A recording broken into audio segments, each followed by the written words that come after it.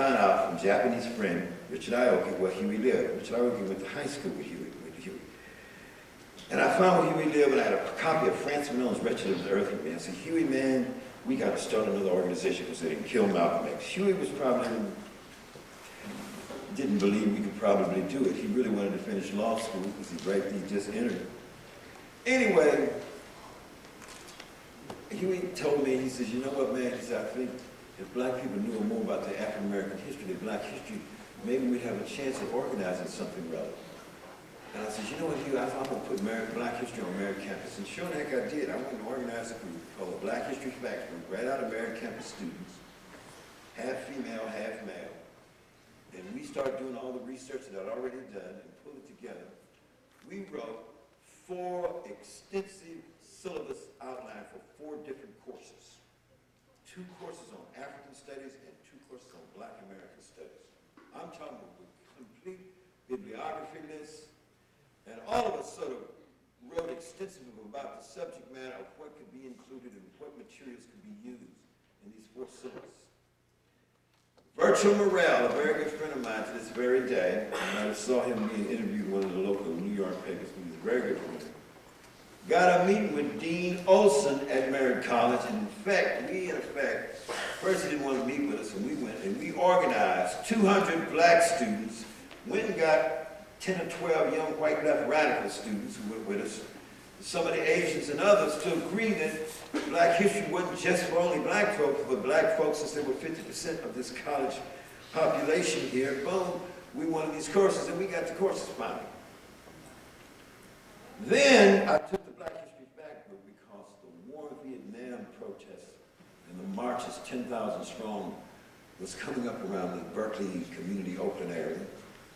And I turned this group, the Black History Fact Group, into what I call a campus organization called the Seoul Students Advisory Council, and put together an auditorium that seated 1,000 people full to state that we as young black men are not going to fight in any more wars. We're not going to fight in the Vietnam War. And the reason we're not going to fight in the Vietnam War is because Herbert Abthacker had documented all the wars we'd fought in, including the Colonial War, including the Civil War, 168,000 and 38,000 died, including World War I, 350,000 black men participated in World War I, 850,000, almost a million participated in World War II, the Korean conflict war, and now here was Vietnam.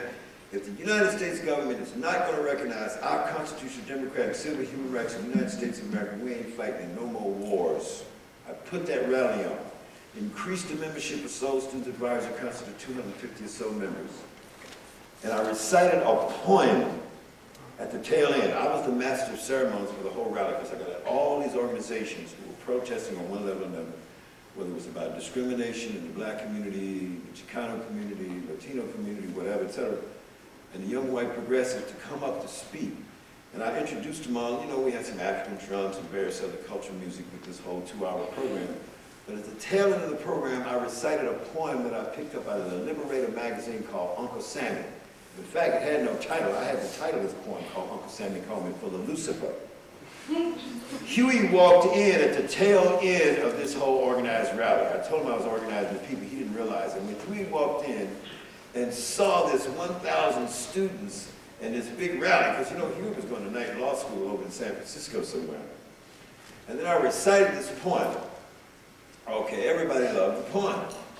A week later, I'm telling you how the Black Panther Party why it got started. Huey is trying to explain to Weasel. Weasel is another college student of ours. He's tall and slim, and we call him Weasel. No, you don't understand. When Bobby recites his poem, he communicates.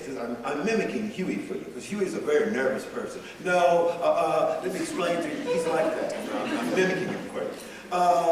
So we're up around University of California at Berkeley in the nightlife around 9 p.m. at night, and it's 4 or 5 blocks, you know, of all kind of restaurants and gatherings and places and stuff, sidewalk restaurants. And Huey says, come on, Bobby, come on. All these people walking up down the streets, and he's saying to Weasel, if Bobby starts reciting this poem, he'll communicate with hundreds of them. He'll communicate. I said, man, I don't want to recite no poem. Oh no, Bobby, come on, please, please, please, please, recite it for Weasel to show it. Damn, So we out in front of a sidewalk type restaurant. You know, it's about 10 feet of sidewalk where people are walking by, and the sidewalk cafe.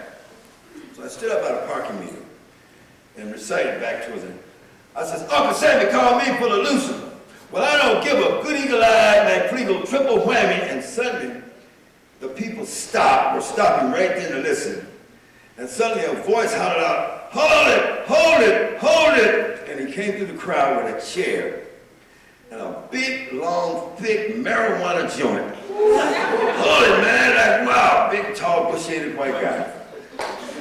Sit the chair down, he says, like, wow, man, I was sitting there and I saw you when you started, man.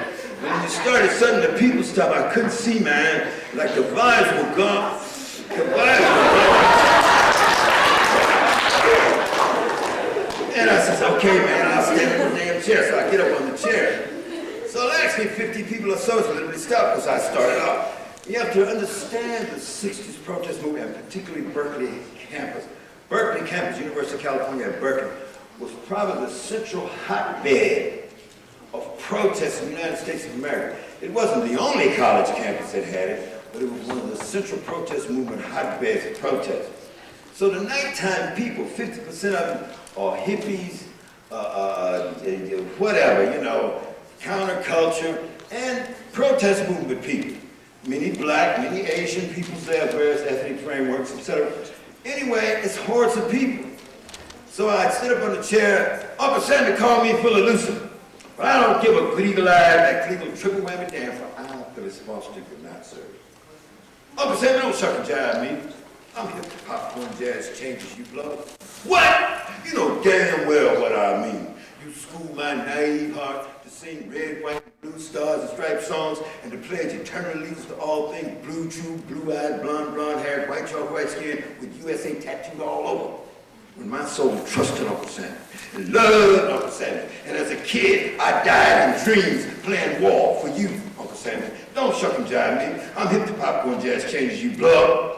You jam your emasculate manhood symbol, puff with gonorrhea of corrupt, unreality myths into my ungreased, nigger, ghetto, black ass, and my Jewish, Catholic, Hindu, Islamic, Sue, what? Sure, free public health penicillin cured me. Uncle Sammy, if you want to stay a freak show, strongman God, screw yourself. I will not serve. Well, the crowd at that time was wild. More.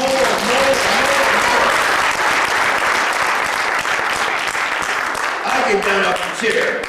Huey is saying to Weezy, and you know the crowd is more. Huey said, I told you, Weezy. So, some guy in a yellow t-shirt, that story is all in this book. Yellow t-shirt, comes up, grabs me by, you're under arrest for using obscene language. I said, man, ain't you ever heard of the fucking free speech movement? Get your hands off. I did not know this guy was an undercover police, I really didn't. And Huey says, leave him alone. And then Huey's telling the Weasel, turn around, I'm turning, you're walking away. And then a uniformed cop comes to the crowd, grabs my coat, I spun around the seat, swung out of the coat. Huey says, leave him alone, he's done nothing. Leave him alone, he's done nothing. Well, it's the second time that Huey said, leave him alone, he's done nothing. 9 or 10 people was in unison. By the third time, 10 people are saying, leave him alone, he's done nothing. Simultaneously, yellow t-shirt is now attacking me as I've spun out of the jacket, hits me in the stomach, knocks the wind out of me. For the 5th time, leave him alone, he's done nothing, spread to 100 people. I mean, this is the 1960s. You could start a protest at the drop of a hat. Men, yellow t-shirters tussling and fighting on the ground. 2 more undercovers, join yellow t-shirt. They got me on the ground, my head's in the ground, my legs is being round. I'm getting my ass kicked, really. But Huey has got into a fight with the uniformed police officer. Most people don't know, Huey had Golden Glove boxing training in one of the gyms in Oakland, California growing up.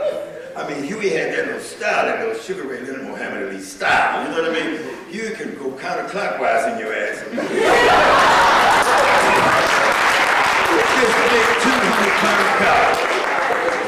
This big 200-pound cop is trying to go after you. Then he went after his gun, And Huey put his hand on the right side of the guy and just wow, wow, wow. But I'm getting my butt kicked on the ground. But finally, my brother John Seal, two Asian guys and two left radical white guys, and some other guys, kicked these three undercovers off of me. I went in my pocket, got my knife out. Now, people, if you read people like David Horowitz, he was saying Bobby took out his stiletto switchblade. See, people really distort. My knife was one of my toolbox knives. Remember, I'm an aircraft mechanic, set up with machinists and so on. If you go in any one of my toolbox, you're going to find one of these old scout knives. With the 2.5-inch blade, it's got a corkscrew and an ice pick and a bottle. That's the kind of knife it was. Anyway, I opened it up. When I got it loose, and yellow t-shirt came on there, I cut him in his hand. Because, you jumping on me, kicking my ass. I cut your ass off. Anyway, me and Huey and Weezer got arrested. We went to jail that night. Some of that story. By the time we went to court, October 15th, we got probation 1 year. I was charged with assault with a deadly weapon on a police officer. Huey was charged with physical assault. No, you could have got 1 to 10 years in prison. Not jail, prison. That's what kind of laws had happened now. We pleaded a no contest plea. He was convicted of that. And the judge gave us probation. And when we got probation, I remember I'm employed by the city government at the same time. I said, Huey, tonight, meet me at the Warm Poverty Office. I said, we're going to start your organization somehow. I said, we don't have a name or nothing, but we're going to start it. That night, in the Warm Poverty Office, because I had no own keys to go down there, it was only 3 blocks from my house. We went in there and sit down and wrote that 10-point platform and program. Number 1, we wanted power to determine our own destiny, our own black community. We had no name for this organization. Number 2, we wanted full employment for our people. Number 3, we wanted decent housing, fit shelter for human beings. Number 4, we wanted decent education that taught us about our true history and our true selves. Number 5, we wanted an end to the robbing and exploitation by the black community, by the white racist, avaricious capitalists. Number 6 at that time, I think we said we wanted all black brothers and sisters to be exempt from fighting in any more military service and fighting in any more wars to our Constitution, democratic, civil, human rights, or recognize something to that effect. Number 7 says we want an immediate end to police brutality and murder of black people in our black community. Number 8, all black brothers and sisters who have already been tried by an all-white jury have a right to be released so they can have another fair trial. And number 8 further dealt with constitutional, democratic, civil, human rights and the legal justice system in this country. Number 10, we summed it up. We wanted land, bread, housing, education, clothing, justice, and peace. We wrote 10 points of what we want, then we wrote 10 more points collaterally of what we believe. We still didn't have a name. Huey went upstairs that night to the legal aid office, because he would always go to the legal aid office. He knew all the guys there. In fact, I got Huey a part-time job at the place at one point prior to that period. But he knew those guys, and they said you could come up here and use the library, the legal library, anytime you want. I stayed down there and pecked out the whole 10-point program on a typewriter, because I never could type any more than 10 to 15 words a minute anyway. But my point is, I pecked it out. But I got to reading something else. When I went up there, I picked up something to talk to you, and I came back downstairs, and I ran into a paragraph that I thought would be very significant to go to the tail end of our new 10-point program that we had no name for. And it said, when in the course of human events it becomes necessary, we paraphrase it, to dissolve the political bondage which have connected us with one another, and to assume among the powers of the earth the separate and equal station to which the laws of nature, nature's God, entitle us, a decent respect, I say, to the opinions of humankind, dictate that they should declare the causes which impel them to evolve and dissolve the political bondage which are connected with another. And the second paragraph at the bottom it says, when a long train, I say toot-toot train of abuses and usurpations pursues and invariably evinces a design to reduce a people under absolute despotism, then it is the right of the people to alter or change that government and provide new guards for their future security and happiness. The first 2 paragraphs of the Declaration of Independence, the founding documentation of this very country, we took and lifted it, re-paraphrased it from mankind to humankind, because we figured we should include women concept too, and we put that at the tail end of our 10-point platform and program. I got my wife down there to type it out on an oil stencil. I left a whole big block at the top out, over an inch or 2, an inch and a half, at the top of this all sensible old A.B. Dick machine. Y'all remember the old A.B. Dick machine, the memory graph machine we used to turn? Anyway, the whole 10-point program. October 21st, I received a pamphlet. Huey came to my house that morning, October 22nd. The pamphlet I received came from the Lowndes County Freedom Organization, but the county side on the Mississippi side, not the Arkansas side. Or was it Alabama, Arkansas, I forget. My point is, they had a logo of a pouncing panther.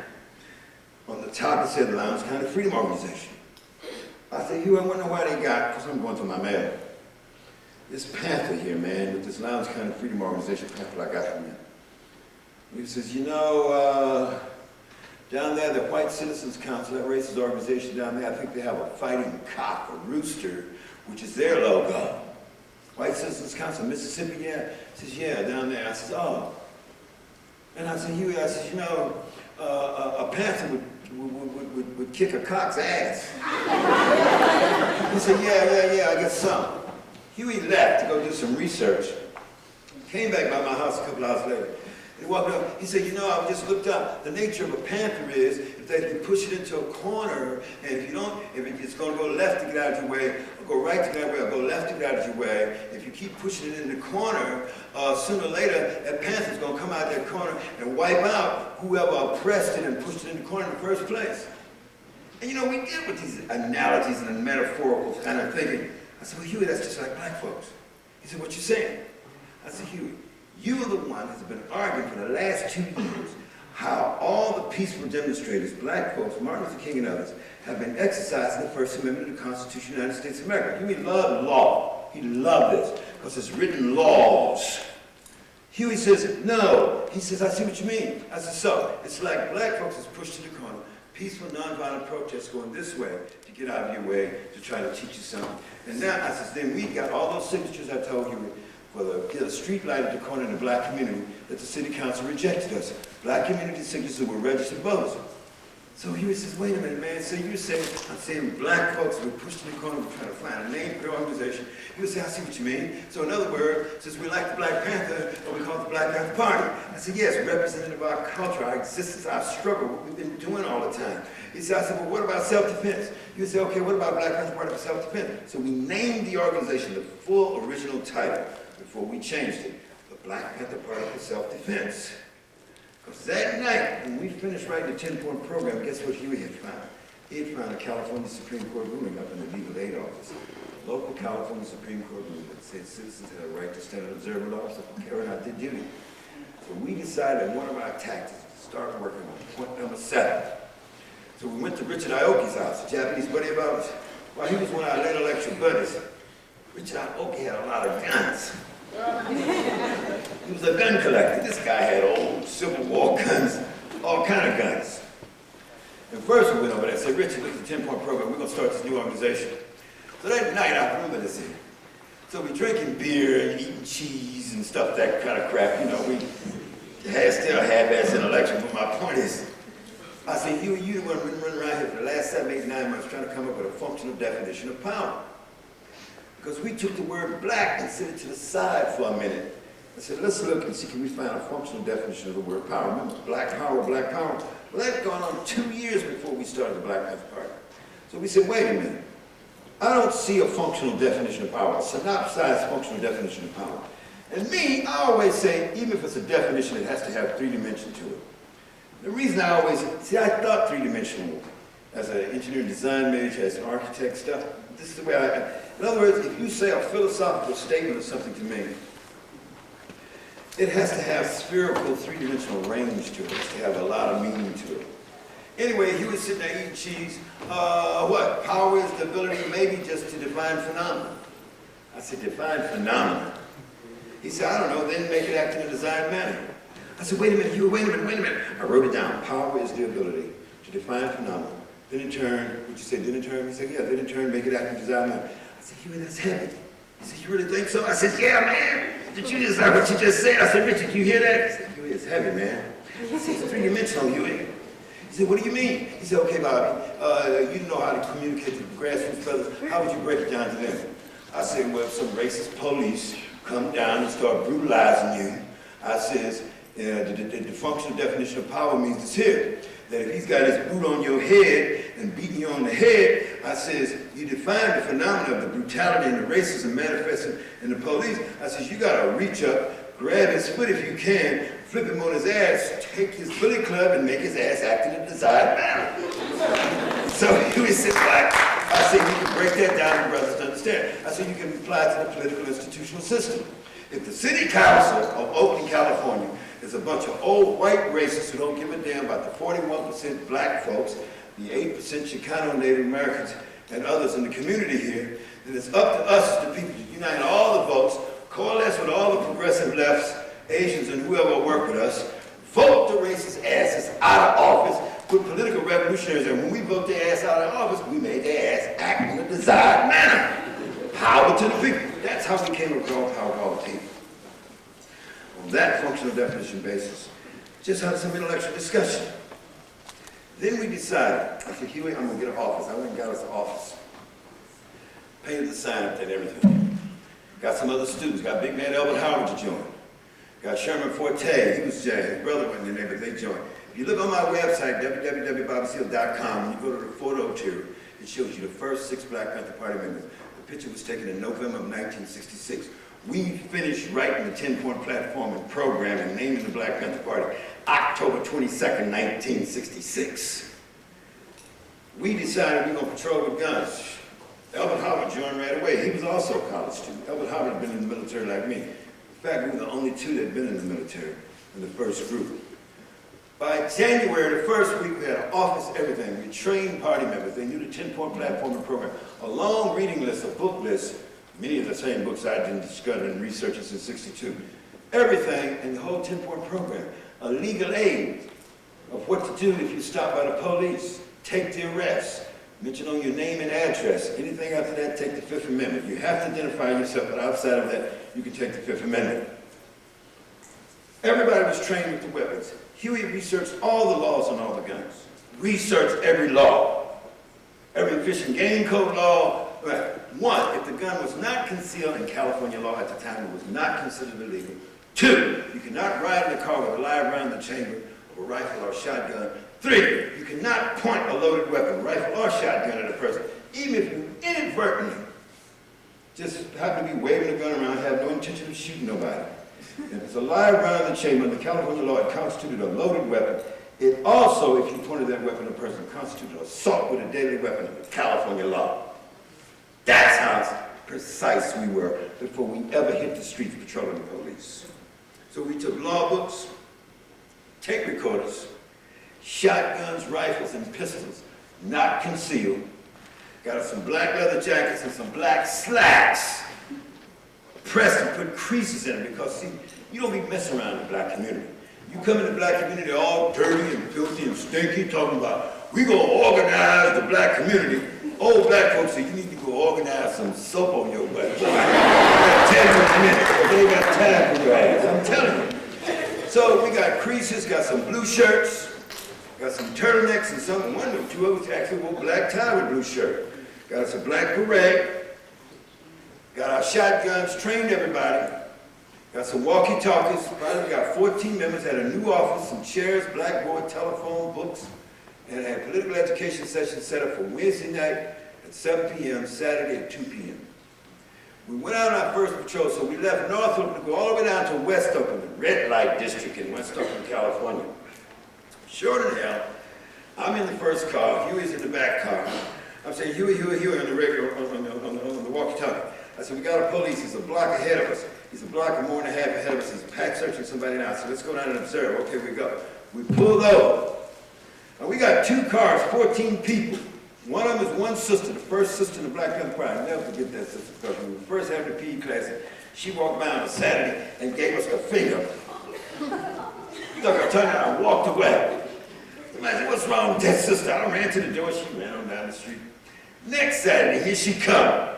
She came up to the door with this here, and I ran out there. I said, sister, why are you doing that? We're a new organization trying to get something going for the liberation of our black people in the black community and politically, economic, social justice, and here you are giving us the finger. I know that. I said, if you know that, why are you giving us the finger? Well, I don't like you guys. I said, why? You don't allow women in your organization. I said, that's not true. Yes, it is, because every time I come here, all I see is you brothers there. Sometimes you're breaking your guns and doing your little PE class, and you don't have no women. I said, wait a minute, sister. He or she who assumes without investigation 9 times out of 10 is dead wrong. All we had to do was come in here and ask. Now, just one moment. We got our application. I said, here's the application. You want to join the Black Panther Party? You can come on in. She said, I can really join? Yes, you can join the Black Panther Party. I said, you're the first sister here. Come on in. She came up. She said, I can really join? I said, yes. You know, some of them brothers there, little Bobby Hutton. Sister Fine, as you know you can join. My point though is, she told us, she said, well, if I join, I ain't gonna be cleaning up and scrubbing. I want a gun just like every last one of them. Anyway, my point is this. You have to know the 10-point program. You have to know the legal aid. We out there, we get out of the car. This first night patrol, we get out of the car, we walk down, we spread it out 50 feet, it's nighttime. The cop is out in the street, because it's a big 4-lane wide street. And he's already finished pack searching by the time we get there. The officer is sitting in his passenger side door with the door open. The young arrestee is standing at the trunk of the car. It was probably a traffic ticket, because that's all it was. All we wanted, though, was to capture the imagination of the people in the community. A lot of people think we were patrolling the police behind some macho crap. It had nothing to do with that. It had to do with an organizing tactic. If we could show the people a very disciplined, organized, well-educated organizational framework that was there in the immediate vicinity, not off somewhere theorizing in some chair, but in the immediate vicinity, observing the police. Because at that time, in Oakland, San Francisco, Berkeley area, there had been several cases of vicious police brutality and killing that had caused at least 3 riots, 1964, 65, and into the summer of 66. Hunters Point broke out. Oakland, California, East Oakland broke out. I'm just saying, now here we were in January 1967, walking up that night, first week of January, and we were spread out, and as we walk up, there's 50 or 60 community people walking up and down the streets, the red light district, a liquor store is open, and some other restaurant. People are walking up and down, some were watching the arrest, some wasn't. But as we walk up, it catches people's attention, and somebody said, it's dark, you can't see. What, they got sticks in their hand or something? Somebody said, man, I ain't no sticks. Man, them guns. Somebody over here by Huey says, they got guns, I'm getting the hell out of here. And Huey says, no one leave. Everyone, please stay here. You're citizens in the community. Everyone has a right to stand and observe this police officer out here carrying out his duty. We will research the law. We're a new organization, Black Panther Party, so please stay.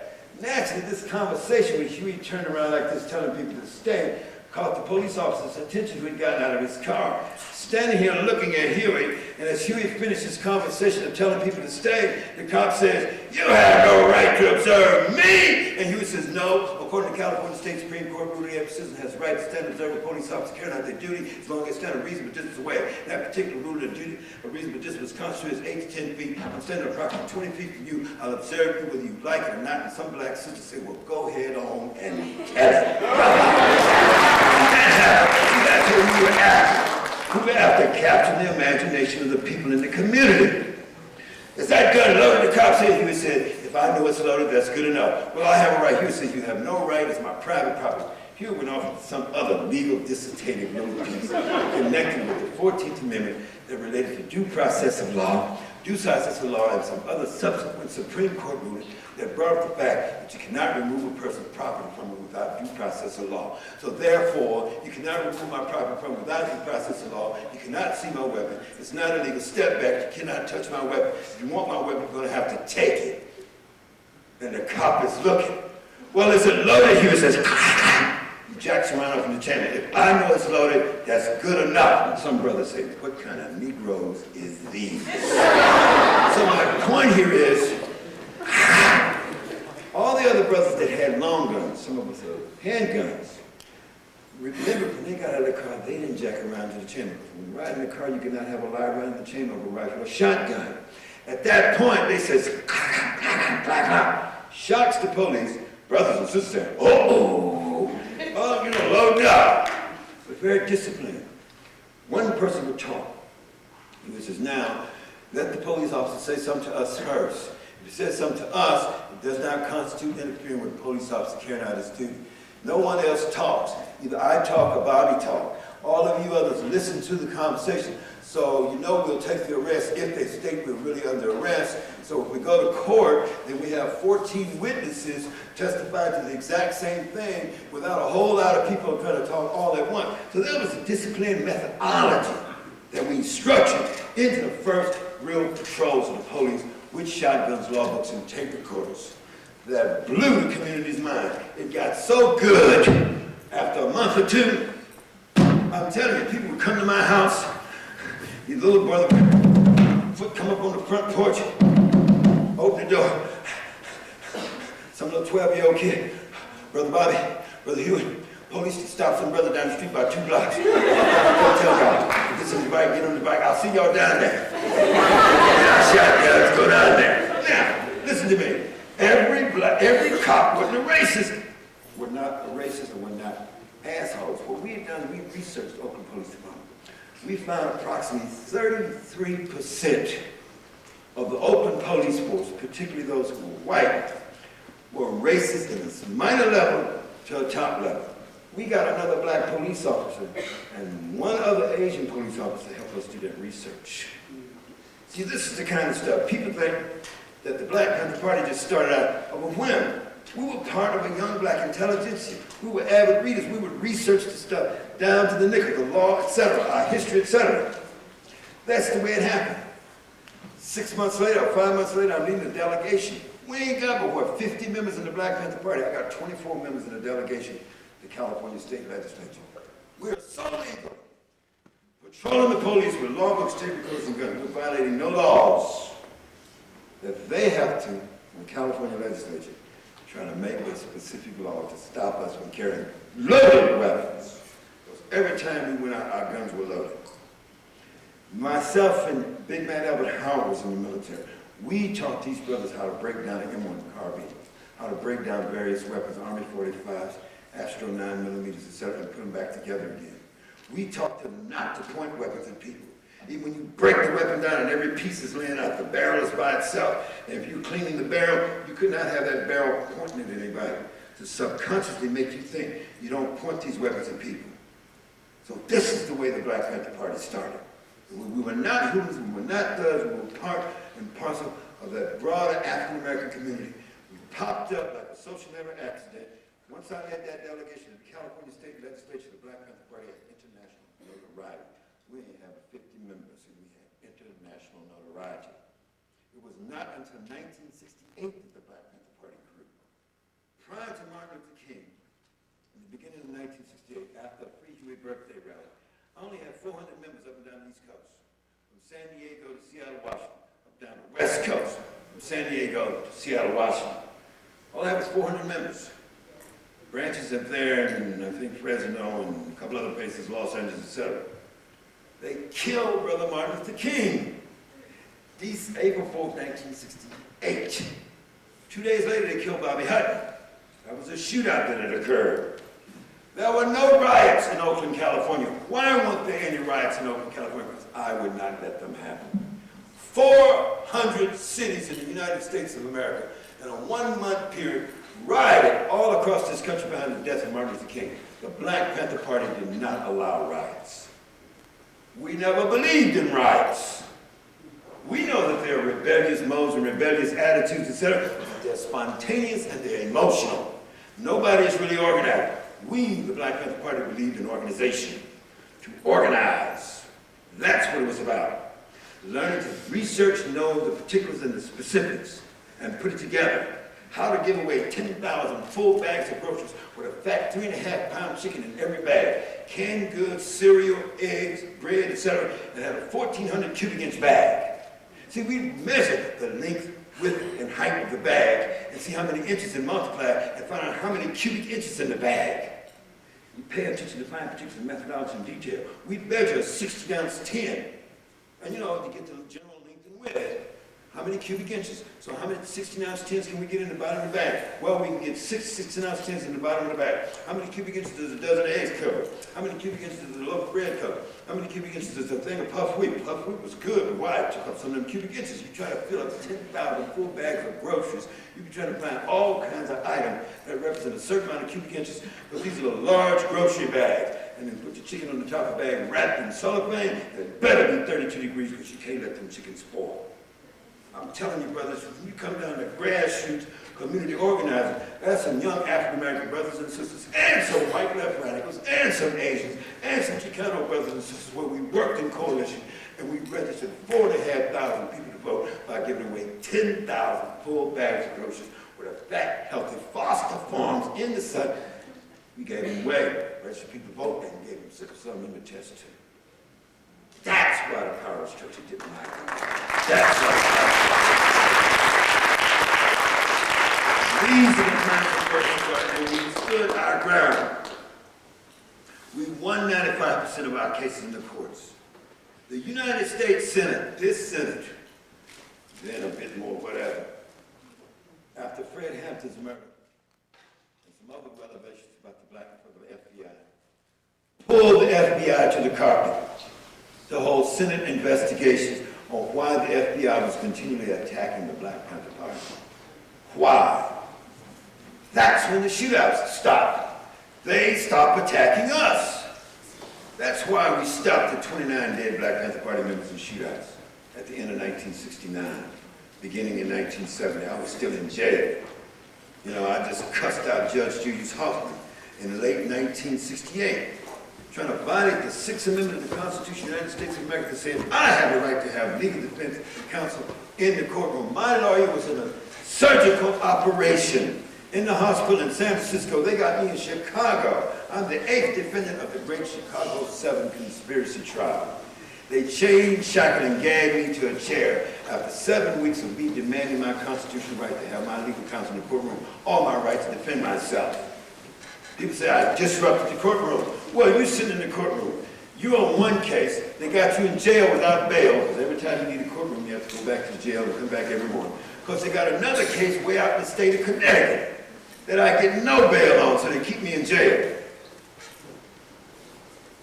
So I put a motion in, gave it to the clerk one morning after they brought me through the lockup. There's a motion here from Bobby Seale to defend himself, etc. I read the motion.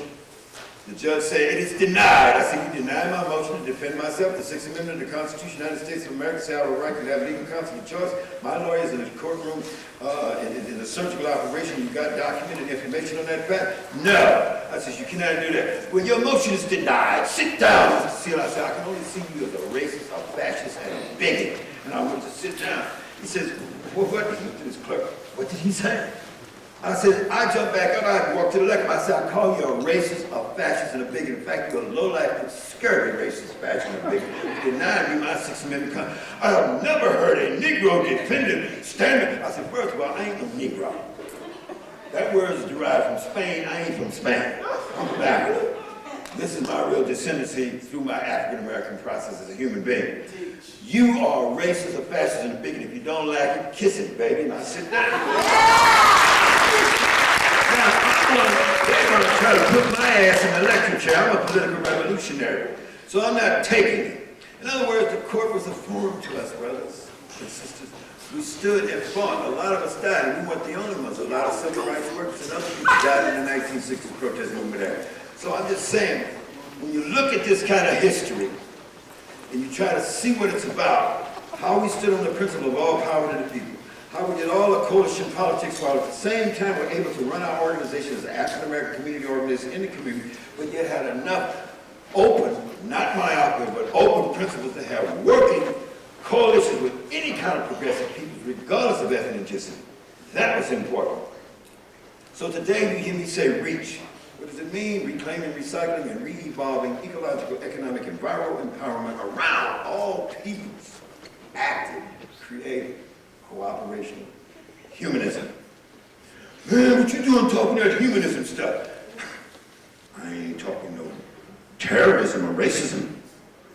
In other words, brothers and sisters, people like Hitler, People like white racists, Arabs, people of clans, who rich, mixed black folk. That's inhuman, right? So our goal objective has got to be the opposite of the inhuman activity, right? Cooperational humanism. When you look at my website, that's what I start off with. It's nothing but an extension. The concept of reach, what I tell you, is an extension of the old synergetic term, all power to all the people.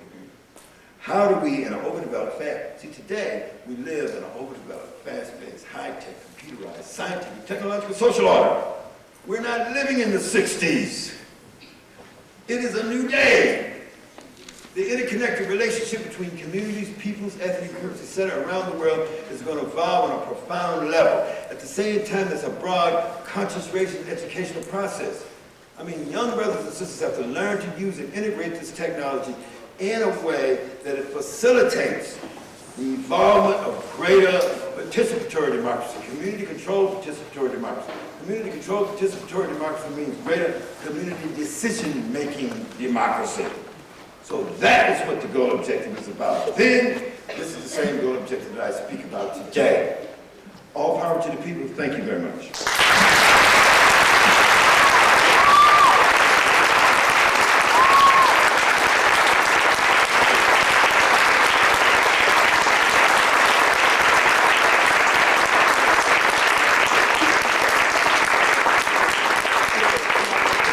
Get an autographed copy of this book later on at the reception. We're going to have a few question and answers here. I will autograph it. It's $14.95, but I ain't got no nickels, so it's $15. Oh, really? It's a season time about the authentic story of the Black Panther Party. You can write a check. If you want to use a check to write a check to purchase the book, you can do that. The other book, Black Panther Party Reconsidered, was just published 6 Black Panther Party newspapers.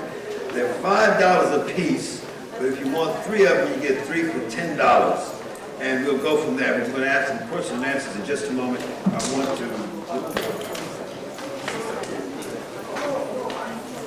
On behalf of the African Latino Fraternal Alliance, I would like to present Mr. Steele with a token of our appreciation.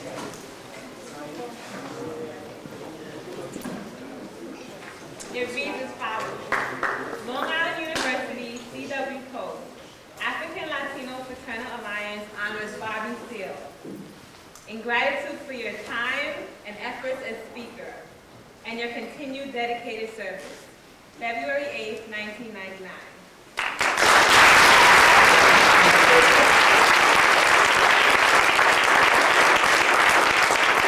would like to thank everyone for their continued support. As Mr. Steele indicated, there will now be a book signing in the fishbowl. There are refreshments, various novels, and posters. Our next event is Chemical Explosion Part 2 on Friday, February 19th in the RAT.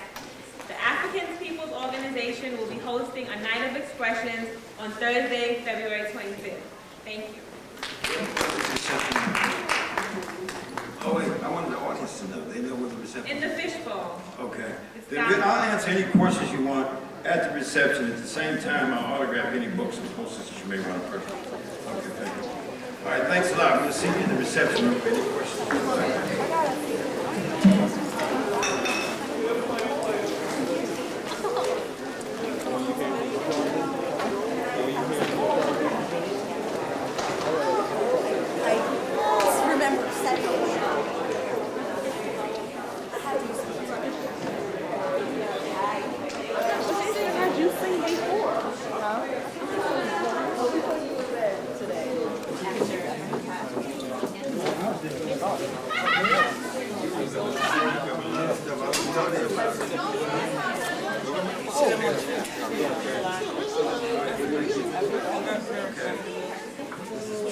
Leslie, when I had, for whatever dumb reason, when I met her in the Black Panther Party, I says, now, where's that girl, Leslie Nielsen? And she says, what? I said, oh, I'm sorry. It was a paraprax. It's called a paraprax. It's a psychology term that Freud created.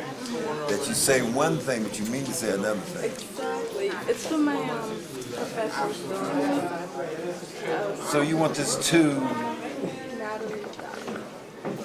N-A-T-A-L-I? Okay. Yeah, sure. What's for my brother? What's his name? Anthony.